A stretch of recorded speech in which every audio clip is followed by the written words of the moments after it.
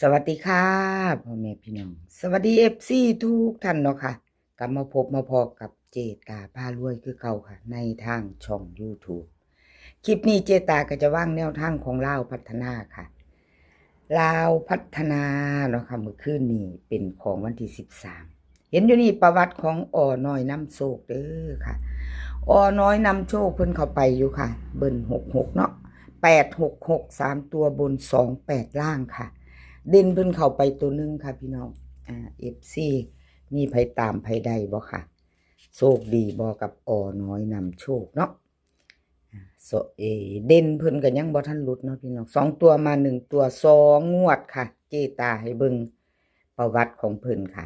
วันที่13เพิ่นเข้าไป66เนาะ66บนเอามาตามต่อไปใหม่ค่ะมื้อนี้เป็นวันอังคารที่14เนาะค่ะใครจะตามต่อน้อยนำโชคก็เตรียมแคปหน้าจอเด้อค่ะเตรียมแคปหน้าจอน้อยนำโชคลาวพัฒนาเด่นค่ะเด่นเพิ่นให้มาเด่น3กับ2ตัว4หางค่ะ36 37 24 25เบิ้ลค่ะ33กับ22 3ตัว2หางค่ะ325 237เด่น3รอง2ค่ะเน้น37กับ25ค่ะ3ตัวเน้นหางเดียว237ไผจะตามต่อกับน้อยนำโชคเนาะค่ะโอ้ขออภัยหลายเด้อค่ะรถมอเตอร์ไซค์แล่นผ่านอย่างเสียงดังเนาะจีตาก็กดเสียงออกบ่ทันขออภัยหลายๆมีเสียงรบกวนน้อยนำโชคค่ะไผจะตามต่อก็แคปหน้าจอมือแรงแจมือใหม่เนาะค่ะไผยังบ่ทันตามพิจารณาเอากราบขอบคุญขอบคุณน้อยนำโชคหลายๆค่ะที่ให้แนวทางมาวางทางช่องของเจตากราบขอบพระคุณเป็นอย่างสูงค่ะคลิปนี้จะมีอยู่7เสี้ยนดังค่ะ7เสี้ยนดังเหมือนเดิมน้อยนำโชคไทยมักหวยเลขล็อกหนองบัวชอชัยชาญเลขรับน้ำโสมเลขรับน้ำโสมเจตาพารวยค่ะ7เสี้ยนดังค่ะไผจะตามโตของไผกันเลขล็อกโฟกัสอย่ามันบ่อ่านซื้อล็อกโฟกัสเนาะพี่น้อง7เสี้ยนดังค่ะต่อไปค่ะเลขทุกตัวมาวางเพื่อเป็นแนวทางโปรดใช้วิจารณญาณในการรับชมเป็นอย่างสูงเนาะค่ะ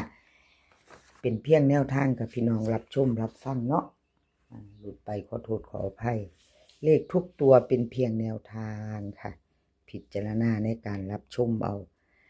ไทยมักหวยค่ะพี่น้องเป็นของมือคืนนี้หลุดไป866 3ตัวบน28ล่างค่ะของไทยมักหวยก็หลุดไปเนาะกับขอโทษขออภัยแทนเพิ่นเด้อค่ะวันที่10ที่สุกก่อนเนาะเพิ่นเข้าอยู่ค่ะ77บน2 งวดเขางวดนึงเนาะพี่น้องประวัติหลุดไปวันจันทร์ที่13มื้อนี้วันที่14เป็นวันอังคารมือใหม่แล้วค่ะมือใหม่แล้วไผจะตามต่อกับไทยมักหวยก็เตรียมแคปหน้าจอเด้อค่ะเตรียมแคปไว้ไผจะไปลุ้นต่อแจกมือใหม่กับเพิ่นมือแรงเนาะค่ะไทยมักหวยค่ะเพิ่นให้มาเด่น7กับ5ค่ะเด่น7กับ5 2ตัว4หาง75 74 50 51เบิ้ล77 55ค่ะ3ตัว2หาง750 751ค่ะเด่น7กับ5ทอกันเด้อค่ะเน้น75กับ50 3ตัวค่ะ750ไผจะต่อกับไทยมักหวยก็แคปหน้าจอค่ะแคปหน้าจอไผจะไปต่อกับไทยมักหวยกับขอบคุณขอบคุณไทยมักหวยหลายๆค่ะที่ให้แนวทางมาวางทางช่องของจีตาเนาะกับขอบพระคุณเป็นอย่างสูงเอามาต่อเลขล็อกหนองบัวค่ะพี่น้องล็อกหนองบัวก็รูดไปเด้อค่ะ866 3ตัวบน28ล่างรูดไปเนาะพี่น้องเจตายเบิ่งประวัติอีกค่ะรูดทั้ง2 งวดเด้อค่ะรูดแล้วรูดเลยขอโทษขออภัย FC ที่เขามารับชมรับฟังเจตาเนาะค่ะเสียนเบิ่นรูดไปก็ขอโทษขออภัยหลายๆเลขล็อกหนองบัวลาวพัฒนาค่ะเด่นเพิ่นให้มา3กับ8 2ตัว4หางค่ะ38 37 81 80เบิ้ล33กับ88ค่ะ3ตัวค่ะ380 338เด่นค่ะ 3กับ8วงกลมทอกัน2ตัวค่ะ38กับ80 3ตัว380ค่ะไผจะแคป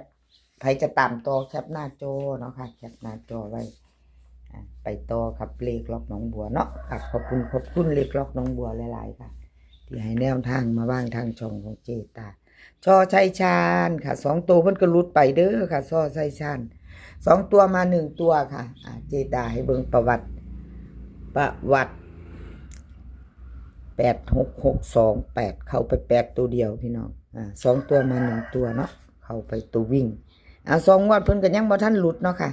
ถือว่ายังไม่หลุดเนาะยังเดินอยู่2ตัวมา1ตัวอยู่ค่ะช่อชัยชาญกับขอบุญขอบคุณหลายๆค่ะที่ให้แนวทางมาว่างทางช่องช่อชัยชาญเนาะเอา FC บ่ว่าจะเป็น FC เก่า FC ใหม่เด้อค่ะที่เข้ามากดติดตามเจตากับขอบคุณขอบคุณหลายๆค่ะชอบแนวทางเดียวกันพิจารณาเอาเนาะพี่น้องแต่ละคลิปของเจตาที่ลงไปเนาะค่ะมักเสี้ยนใดสอบเสี้ยนใดกับพิจารณาเอาเลขทุกตัวเป็นเพียงแนวทางเนาะค่ะเอาช่อชัยชาญเด่นค่ะมือแรงเพิ่นให้มา3กับ6 2ตัวค่ะ4หาง36 37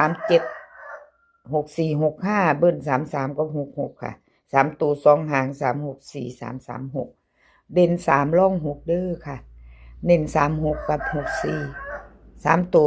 336ค่ะเพิ่นเน้นให้หางเดียวเนาะค่ะแคปหน้าจอค่ะใครจะไปต่อกับช่อชัยชาญเนาะค่ะแคปหน้าจอไว้แล้วมาไปต่อเป็นของไผเลขล็อกโฟกัสกับเขาไป2ตัวเดียวค่ะพี่น้องขอโทษขออภัย2ตัวเพิ่นหลุดไปเนาะเลขล็อกโฟกัส8663ตัวบน28ล่างเข้าไป2ตัวเดียวค่ะล็อกโฟกัส2ตัวหลุดไป2งวดค่ะ2งวดขอโทษขออภัยให้พี่น้องหากับ66เอามาต่อกันไว้มื้อแรงค่ะมื้อแรง2 ทุ่มครึ่งใครจะต่อกับเลขล็อกโฟกัสเตรียมแคปหน้าจอเนาะค่ะเป็นวันที่14ลาวพัฒนาวันอังคารเด่นเพิ่นให้มา0กับ3ค่ะ2ตัว4หาง0304 3637เปิ้น00กับ33 3ตัวค่ะ3หาง003 336เด่นค่ะ03ทอกันเน้น03กับ36 3ตัวเน้นหางเดียวค่ะ003ใครจะตามต่อกับแคปหน้าจอค่ะแคปหน้าจอใครจะต่อกับเลขล็อกโฟกัสค่ะแคปหน้าจอเนาะเลขล็อกโฟกัสใครจะต่อมือแรงเนาะพี่น้องกับขอบุญขอบคุณล็อกโฟกัสหลายๆเด้อค่ะที่ให้แนวทางมาว่างทางช่องของเจตากับขอบพระคุณเป็นอย่างสูงค่ะแคปหน้าจอค่ะแคปไว้พิจารณาไปน้ำกันชอบกระจัดคัดกระพานเนาะค่ะเป็นเพียงแนวทางเนาะพี่น้องไปต่อค่ะไปต่อเลขรับนำสมนี่ลุดพี่น้องวิ่งเด่นกับบ่เขาบ่มากับขอโทษขออภัย FC เนาะค่ะ8663ตัวบนเมื่อคืนนี้28ล่างวันที่10เข้าไป7ตัวเดียวค่ะวันที่10 77เนาะพี่น้องวันที่13เป็นวันจันทร์วันศุกร์77วันจันทร์66พี่น้องเอามือแรงว่าจังใดมือแรงลดลงสิเป็นตัวใดพี่น้อง เลขรับน้ำโสมเล่าพัฒนาสุก77จันทร์66เนาะมือแรงวันอังคารเป็นได้ไหมเอาไปต่อค่ะเล่าพัฒนาเด่น3กับ4ค่ะ2ตัว31304746เบิ้ล3344ค่ะ3ตัว2หาง347430เด่นค่ะ3กับ4 2ตัว30กับ472ตัวเน้น30กับ47 3ตัว347ค่ะหางเดียวเลขรับน้ำส้มใครจะไปต่อแคปหน้าจอเด้อค่ะแคปหน้าจอไว้ใครจะไปลุ้นกับเลขรับน้ำส้มมือแรงเนาะกับขอบคุณเลขรับน้ำส้มที่ให้แนวทางให้เจตามาว่างทางช่องเนาะค่ะไม่ว่าจะเข้าจะหลุดเพิ่นก็ให้มาด้วยดีเสมอมากับขอบพระคุณเป็นอย่างสูงเนาะแล้วก็ขาดบ่ได้คือ FC เนาะพี่น้องกับขอบคุณ FC บ่ว่าจะเป็น FC เก่า FC ใหม่ที่เขามากดหัวใจให้กดไลค์กดแชร์ให้เจตาเนาะเขามารับชมรับฟังมาเป็นกำลังใจให้เจตา คอมเมนต์เขามาได้เนาะพี่น้องช่องน้อยๆของเจตากราบงามๆกราบขอบบุญขอบคุณพี่น้องป้องไปทุกคนค่ะ ที่เสียสละเวลาเขามารับชมรับฟังแนวทางในช่องของเจตาเนาะค่ะ เจตาพารวยหลุดอีกแล้วพี่น้องเอ้ยเป็นจังใดขอโทษขออภัยเป็นอย่างสูงเนาะค่ะ เจตาพารวยหลุดอีกแล้วว่าเจตาเจ้าวันที่8662 8ล่างหลุดไป วันที่10เข้าอยู่พี่น้อง77เนาะบ่กล้า2 งวดติดเลยบ่เจตาเจ้ามาหลุดวันจันทร์ค่ะ หลุดวันที่13เนาะเป็นมื้อคืนเอามื้อแรงวันที่14เด้อครับว่าจังใดพี่น้อง FC ของเจตา ชอบก็เตรียมแคปหน้าจอเด้อค่ะมาใหม่มือใหม่วันใหม่ไผจะไปแจ้มือไปต่อกับเจตามือแรงแคปหน้าจอไว้ค่ะอะไรก็เกิดขึ้นได้สำหรับแนวทางเนาะมาได้หลุดได้ไปได้เด่นค่ะ5กับ4เจตาให้2ตัว4 5 5 3 5 4 4 6 4 7เบิ้ลค่ะ5กับ4 4 3ตัว3 หาง5 4 7 4 4 6 5 5 3เด่นค่ะร่อง5เด่น4เน้น54กับ47 3ตัวเน้น547หางเดียวค่ะเจตาเน้นให้3ตัวเนาะพอจะตามต่อกับเจตาแคปหน้าจอเนาะค่ะแคปไว้20:30มื้อแรงวันที่14เป็นวันอังคารค่ะใครจะไปต่อก็แคปหน้าจอไว้คลิปนี้ก็กราบขอบบุญขอบคุณหลายๆเด้อค่ะ FC ที่เขามาติดตามรับชมรับฟังแล้วก็มื้อนี้ขอให้มีความสุขค่ะขอให้สุขภาพร่างกายแข็งแรงกันทุกคนเดินทางไปไสก็ขอให้ปลอดภัยค่ะเดินทางไปขอให้มีโชคกลับมาขอให้มีชัยคลิปหน้าพอก่อนนะแม่คลิปนี้สวัสดีค่ะ